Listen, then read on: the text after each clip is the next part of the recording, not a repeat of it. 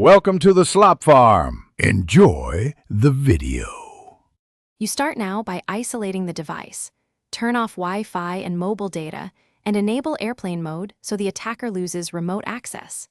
Next, make a quick backup of photos and documents to an external drive or a trusted cloud account you control. This preserves evidence and prevents data loss. Also, open settings and note abnormal battery drains, high data usage, or unknown apps. These clues tell you how deep the breach might be, and they guide which reset option you choose next. Once done isolating and backing up, revoke app permissions and uninstall any apps you didn't install.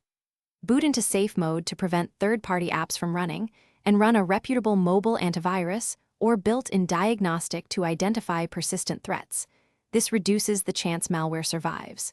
If diagnostics confirm compromise, perform a full factory reset from settings or recovery mode.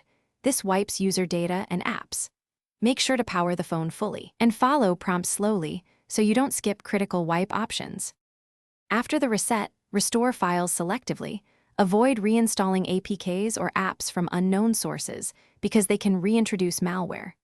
Change passwords for all accounts you accessed on the phone and enable two-factor authentication where available to block re-entry.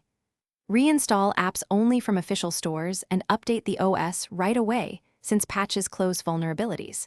If odd behavior persists, random pop-ups, unexplained data use, consider reflashing firmware or seeking a professional technician.